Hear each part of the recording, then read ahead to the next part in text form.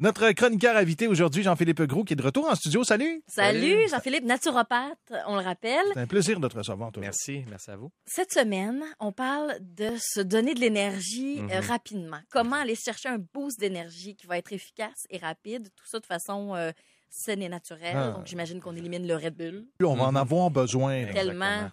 On va parler justement de la vraie énergie et non de l'énergie, justement...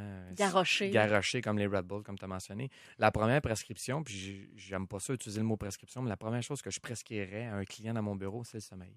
Oui. Donc, les gens, souvent, ne dorment pas assez bien ou ont une mauvaise gestion de leur sommeil. Et le sommeil serait la première vitamine. Le sommeil, excusez-moi, j'ai dit soleil, mais le soleil vient avec. Le sommeil est la première vitamine qui va vous aider justement à mieux gérer votre énergie. Donc, plus la gestion du stress au niveau du cortisol est réglée, plus l'énergie va être stable le lendemain. On a parlé après du soleil parce que c'est la lumière. Fait que l'exposition entre la noirceur et la lumière a un impact sur notre énergie du quotidien. Fait que c'est sûr, comme vous avez dit, à l'automne, l'hiver, on est moins exposé à la lumière du jour, puis on est de plus en plus habillé. On s'expose, on a une tuque, là, on s'expose seulement le visage, et ça joue sur les mitochondries.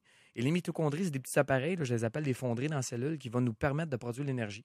Okay. Donc, avec du combustion. Mais moi, l'année passée, pour la première fois, j'ai gossé tout le monde avec ça. Pour la première fois de ma vie, j'ai fait affaire avec une lumière de lunothérapie. Super. Oui, ça c'est vrai. A changé ma vie. J'étais quand même enclin à faire de la déprime saisonnière. Pas de la dépression, mais de la déprime. Ouais. Et ça a tout changé. Là. Pamela qui l'avait amené ici à la station, j'ai adoré ça. C'est vrai que ça marche. C'est vrai, elle est devenue une fille de bonne humeur. La même. Ça marche bien, mais on peut s'exposer devant juste notre porte-patio. Puis le plus qu'on va s'exposer de peau, le mieux va être pour capter la vitamine D. Tu sais, les rayons UVB du soleil pénètrent la peau, puis ça vient justement faire des petites interactions avec le cholestérol. Notre cholestérol se promène dans la peau et ça va faire de la vitamine D.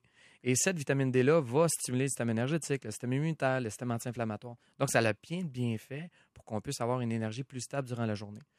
Par la suite, on s'expose au soleil, c'est super le fun, mais il faut manger. Tu sais, souvent, les gens oublient de manger. Donc, la gestion des repas est aussi importante. Oui. Donc, plus on va stabiliser notre glycémie, tu sais, pensez à quelqu'un qui est diabétique. Là.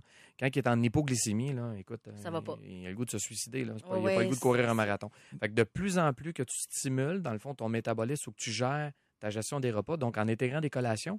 Hein, aujourd'hui, là, la mode, c'est de ne plus manger, on jeûne. Moi, ce que j'enseigne à ma clientèle, c'est de manger régulièrement. Des plus petits repas, mais plus souvent par jour, afin de stabiliser la glycémie. Et la glycémie, c'est votre énergie. Donc, plus on la tient stable, moins il y a de roche. Que penses-tu des gens qui travaillent au bureau, tu t'en vas, tu as ton lunch, tu dînes, et qui vont prendre l'air à l'extérieur? Oui. Ça, c'est bénéfique. De plus en plus de gens le font, puis je pense qu'il faut se le mettre à l'horaire. Le mouvement, exactement. Le mouvement, le dernier mot, il faut le mettre à l'horaire. Là, ils sont en train de découvrir, ils recommandaient 30 minutes d'activité physique par jour, mais ils sont en train de peut-être mettre un petit peu plus jusqu'à 45 minutes. Là, ils parlaient de 10 000 pas, ils veulent monter ça à 15 000 pas. Parce qu'il y a des gens qui s'entraînent, mais qui sont trop sédentaires. Fait que tu t'en vas au gym le matin, 45 minutes, tu es sédentaire 10 heures. Ça vient quasiment annuler ton 45 minutes d'entraînement. C'est donc bien déprimant. Ah, donc, fou. tu serais mieux de bouger 2 fois. Ouais, tu serais mieux de bouger 2 fois durant la journée. Donc, faire peut-être un petit 20 minutes à la maison. Tu vas faire ton 8 heures de travail et tu gardes un peu d'énergie le soir après le souper pour aller refaire un 20-25 minutes afin de stimuler davantage. Ah, ça se fait bien, 2 fois 20 minutes. Oui, c'est correct. Mais non, c'est pas des 1 heure et quart. Enlever District 31. Oui, mais c'est ça, là. C'est parce qu'il y a rupture. Puis rien. Non, mais tu peux avoir District 31 devant ton tapis roulant puis faire un peu de tapis sur ton vélo. Tu sais, à cette heure, il y a beaucoup de choses qui sont possibles. Donc, on a beaucoup d'excuses pour ne pas bouger, mais malheureusement, c'est ce qui va nous garder en vie le plus longtemps possible. Alors, si on met nos 3 éléments vers quelque chose de positif, on peut y arriver, c'est ça. C'est ce qu'on retient. Tout à fait. Parfait. On prend ça en note. Le segment se trouve dès maintenant sur le sim.fm. Pas dès maintenant, là. Laissez-moi 2-3 minutes. Là. Ça va être fait. Merci, Jean-Philippe. Merci à vous. Bye bye.